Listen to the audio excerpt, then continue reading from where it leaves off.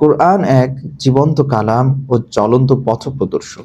এটি চিরঞ্জীব সত্তা মহান আল্লাহ তাআলার বাণী। বিশ্ব মানবতার মুক্তিদূত মুহাম্মদ সাল্লাল্লাহু আলাইহি ওয়াসাল্লামের উপর নাজিলকৃত এই পূর্ণাঙ্গ ঐশী গ্রন্থ যুগে যুগে আলোর পথ দেখিয়েছে বিশ্ব মানবতাকে।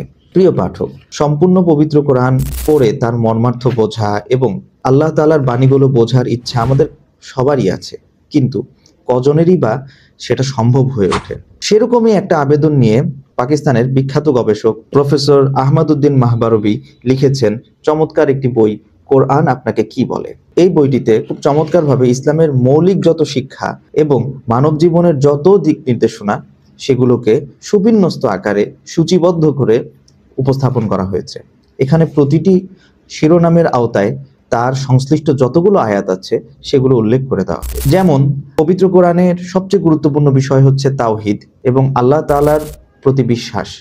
এখানে আপনি তাওহীদের বিষয়ে যতগুলো আয়াত তার সারাংশ পেয়ে যাবেন এবং আয়াতগুলোকেও এখানে উপস্থাপন করা হয়েছে।